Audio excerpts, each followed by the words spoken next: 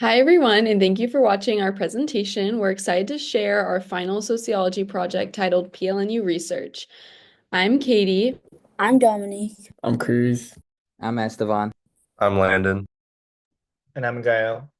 In this presentation, we'll walk you through our research process, the findings from our survey, what those results might mean, and how PLNU could better support mental health.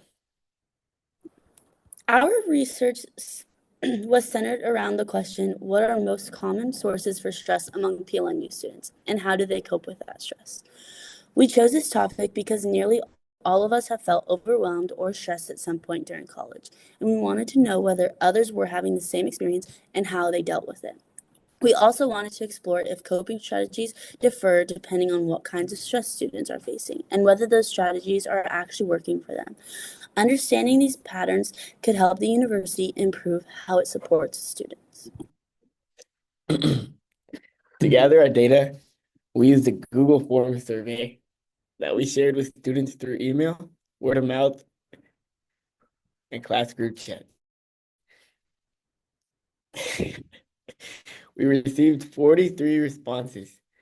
The survey was completely anonymous and voluntary, and we emphasized that there were no right or wrong answers. We used a mix of question types, multiple choice, scaled 1 to 5 rating questions, and one open-ended question where students could freely share ideas about what PLNU could do better. The mixed method approach allowed us to look both at general trends and personal insights, something we felt was important for a topic such as personal stress. In our reviewing existing research, we found that stress is one of the most studied topics in student mental health, which is very obvious, right? Because we have a lot of demands on us. Some of us commute, some of us have like troubled homes, some of us aren't as capable of multitasking. So there's a lot of variants a lot of things that are happening. And so we have to it's really good that they're focusing on this. Al-Kewelda showed that academic workload, financial pressure, and interpersonal issues are top stressors among university settings. Now, what was interesting about that is you talked about interpersonal issues because many people don't think about the interpersonal issues students have to face, such as living in the dorm, making friends, finding a spouse. And so all these things, we had to deal with every day and every year we're at school. And I'm glad that this research studied that.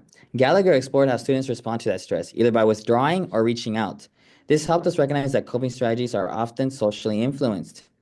And that's why it makes it so much harder to address certain people and their stress because a lot of people have withdrawal and they don't want to think about it. They just see the stress, they know the homework's due, and they just will prefer to, let's say, doom scroll Instagram or go outside and hang out with friends instead of actually doing what they need to do.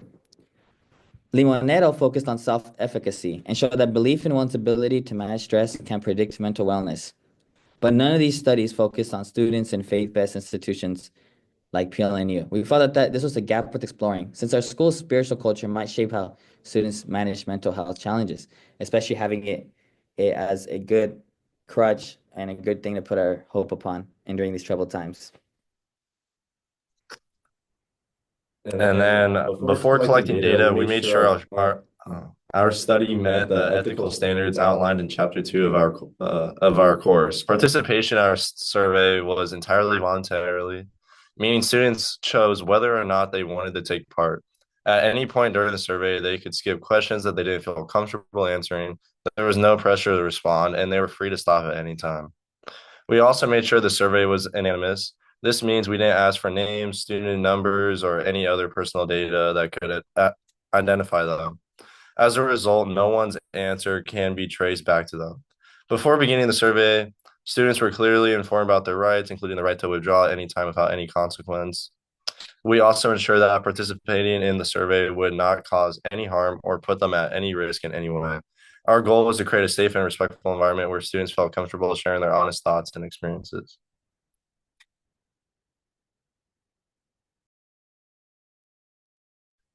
Out of the 43 students who responded, the majority were freshmen, about 60%. Sophomore, juniors, and seniors made up the rest.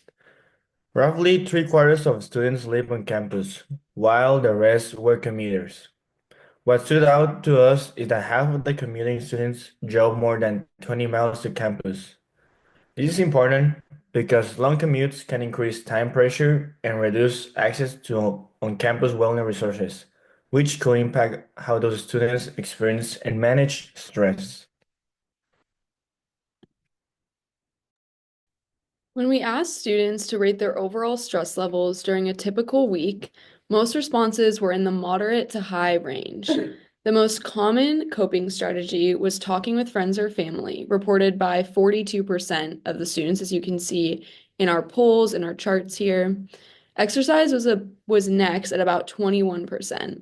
Interestingly, only 9% of students reported using PLNU's counseling services. This number feels low considering how much stress students reported. It suggests that the counseling services may not be well publicized or that stigma, wait times, or availability could be barriers. One insight we found surprising was that even though stress levels were high, most students still believed their coping methods were working fairly well. This raises the question, are students truly managing stress effectively or just doing the best they can with the limited tools? Another thing I considered with the counseling services is that it could be because they're in such a central part of campus, why students might not feel like comfortable walking in there because you're walking past classrooms and it might be during a busy time of the day. So that was another thing I considered with why maybe people don't use the counseling services is also the location. Stress had a clear impact across students' lives.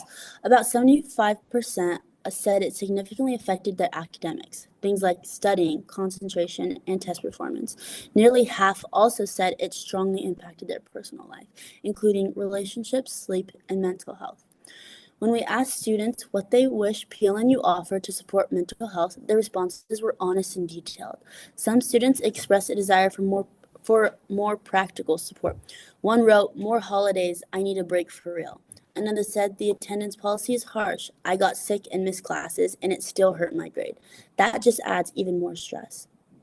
Others asked for better access to mental health services. A student suggested promote counseling services more. It shouldn't be hard to schedule an appointment. Another added, "We hear therapy exists here, but it's never pushed. It should be something everyone knows how to access easily." Students also had creative suggestions for emotional support. One student wrote, "We need more therapy dogs on campus, like all the time." Another said, "There should be sleep rooms for in between classes." These answers reflect that students are thinking about wellness in holistic and accessible ways. So we also pulled out some of the quotes that you can see on the slide here that stood out to us. Some more that aren't listed are assign time in our schedule to practice a Sabbath day of rest during the week would be helpful, not just Sundays. Another was small groups or just people to talk to. It would be nice to feel like someone checks in. Another one was more online class options. For commuters like me, the drive adds so much stress. One student simply said, more diversity on campus. It's hard to feel like you belong when you don't see people like you. Another noted, more social events with free food would be a huge win for morale. These quotes reminded us that mental health support doesn't always need to come in the form of therapy. Sometimes it's about feeling seen, included, cared for in a simple, community-oriented way.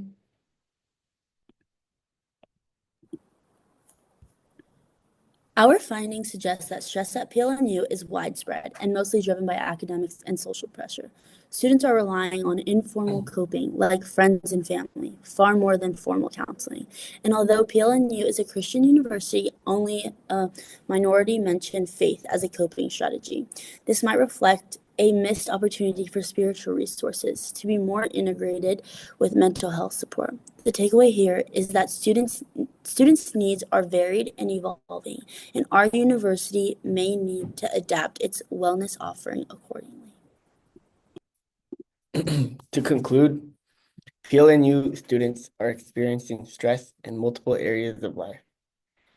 Most are finding ways to cope, but there's a clear desire for more accessible, varied, and visible resources. Whether that's promoting existing services more effectively, updating policies that add stress, or creating spaces for wellness and community, there are many ways PLNU could take action. We believe our findings can serve as a starting point for that conversation. Looking back at our project, we realized how much of our own stress influenced the way we create the survey. We focus a lot of academic and spiritual stresses because those are familiar to us. But the open-ended responses challenge us to think, but we didn't ask, like how race, gender, or financial status might change someone's experience. We also learned that while surveys are helpful for trends, they don't tell the whole story. If we were to do this again, we'd consider adding interviews or focus groups to hear students' stories in their own words. Thank you.